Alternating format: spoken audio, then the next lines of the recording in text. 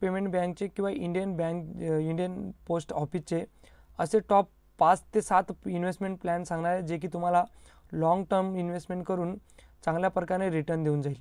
प्रत्येक जे middle class फॅमिलीमध्ये कुणी असं विचार करते की त्याला काहीतरी इन्व्हेस्टमेंट प्लॅन चांगला, जो की ह्याच्यामध्ये कमी अमाऊंटमध्ये तो इन्व्हेस्टमेंट करू शकेल आणि चांगल्या प्रकारे त्याला ते रिटर्न भेटेल फ्युचरमध्ये. मग मित्रांनो, मी तुम्हाला असेच 5 ते 7 इन्व्हेस्टमेंट प्लॅन सांगणार आहे, जे की इंडियन पोस्ट ऑफिसचे प्लॅन आहेत. ते तुम्हाला चांगल्या प्रकारे फ्युचरमध्ये रिटर्न देऊन जातील. तोवर जरी चॅनलवर नवीन असाल तर चॅनल सबस्क्राईब करून घ्या, जेणेकरून असेच इन्फॉर्मेटिव्ह व्हिडिओ तुमच्यापर्यंत पोहोचत राहतील. चला तर सुरू करूया व्हिडिओ. मित्रांनो, पहिला प्लॅन आहे तो म्हणजे पोस्ट ऑफिसचं सेव्हिंग अकाउंट तुम्ही उघडू शकता आणि त्याला तुम्हाला पर इयरली 4% इंटरेस्ट त्याच्यावर भेटेल. याला जी मिनिमम इन्व्हेस्टमेंट असेल ती 500 रुपये आणि तुम्ही मॅक्झिमम कितीही याच्यामध्ये करू शकता.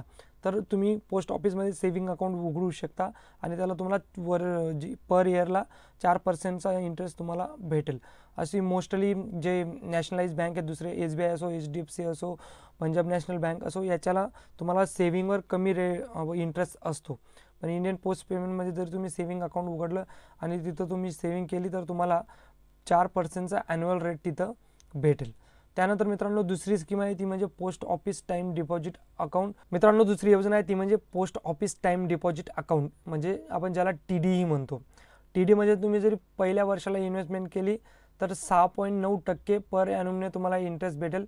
तेच दुसऱ्या वर्षाला 7% होईल, तिसऱ्या वर्षालाही तुम्हाला 7% भेटेल आणि चौथ्या आणि पाचव्या वर्षाला तुम्हाला 7.5% पर इयरली इंटरेस्ट याच्यावर भेटेल.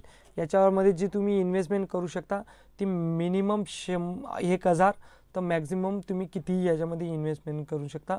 म्हणून जी पोस्ट ऑफिसची टाईम डिपॉझिट अकाउंट स्कीम आहे ही लॉंग टर्मसाठी खूप चांगली आहे.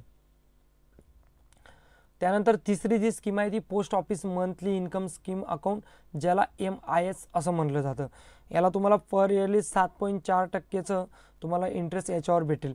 याच्यामध्ये तुम्ही मिनिमम 1,000 तर मॅक्झिमम 9 लाखपर्यंत इंडिव्हिज्युअल अकाउंटला करू शकता आणि तेच जरी तुमचं जॉईंट अकाउंट असेल तर 15 लाख रुपयेपर्यंत तुम्ही याच्यामध्ये इन्व्हेस्टमेंट करू शकता. म्हणून ही योजना ही लॉंग टर्मसाठी चांगली आहे. त्यानंतर चौथी जी सिनियर सिटीजन सेव्हिंग स्कीम आहे, जी वृद्ध तुमच्या घरात वृद्ध असतील त्यांचा अकाउंट उघडूनही तुम्ही ही स्कीम घेऊ शकता, ज्याला की 8 पर ॲन्युम इंटरेस्ट आहे, 8.2. बघा, खूप मस्त याला रिटर्न आहे, जे की 8.2चं इंटरेस्ट रेट याच्यावर आहे. तुम्ही याला मिनिमम 1,000 रुपये तर मॅक्झिमम 30 लाख रुपयेपर्यंत डिपॉझिट करू शकता आणि इन्व्हेस्टमेंट करू शकता. याचा जो एज क्रायटेरिया आहे तो 60 ते 55, 60 ते 55च्या दरम्यान एज पाहिजे, त्यांनाच ही स्कीमचा बेनिफिट घेता येईल. त्यानंतर तुमची चौथी जी स्कीम आहे ती 15 year public provident fund account, ज्याला PPF आपण असं म्हणतो. याच्यावर जो रेट आहे तो 7.1चा पर ॲन्युम आहे. यालामध्ये तुम्ही मिनिमम 500 तर जेवढे तुम्हाला 1.5 लाखापर्यंत याच्यामध्ये पर फायनान्शियल इयर तुम्ही इन्व्हेस्ट करू शकता. प्रत्येक वर्षाला तुम्ही 1.5 लाखापर्यंत याच्यामध्ये इन्व्हेस्ट करू शकता, मिनिमम 500 तर 1.5 लाखापर्यंत. आणि त्यानंतर पाचवी जी ती नॅशनल सेव्हिंग सर्टिफिकेशन स्कीम आहे, जी NSC आहे.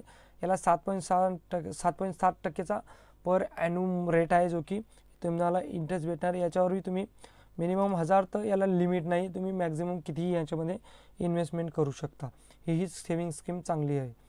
त्यानंतर शेतकऱ्यांसाठी पोस्ट ऑफिसने खास करून लॉन्च केलेली स्कीम आहे ती म्हणजे किसान विकास पत्र.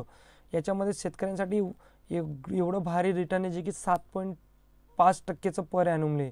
याला तुम्ही मिनिमम 1,000 तर मॅक्झिमम नो लिमिट, यालाही तुम्ही मॅक्झिमम कितीही इन्व्हेस्टमेंट करू शकता. तर ही शेतकऱ्यांसाठी खूप मस्त स्कीम आहे, जी की पोस्ट ऑफिसने काढलेली आहे. त्यानंतर सगळ्यांना माहिती आहे सुकन्या समृद्धी अकाउंट, जे की 8% त्याच्यावर ॲन्युअली रिटर्न आहे, जे की इंटरेस्ट आहे. याला तुम्ही 250 मिनिमम तर 1.5 लाख रुपये पर फायनान्शियल इयर याच्यामध्ये इन्व्हेस्ट तुम्ही करू शकता. तर आता मित्रांनो, तुम्हाला स्कीम समजल्यात, परंतु तुम्हाला यांना अप्लाय कसं करायचं हे आता मी सांगणार आहे. तर तुम्हाला पहिले तुमच्या गावाच्या पोस्ट ऑफिस ब्रँचमध्ये जायचं आहे आणि तुम्हाला पहिले इंडियन पोस्ट पेमेंट बँकचं अकाउंट उघडायचं आहे. त्याच्यामार्फत तुम्हाला पोस्टमन या सगळ्या योजना ॲक्टिव्ह करून देईल.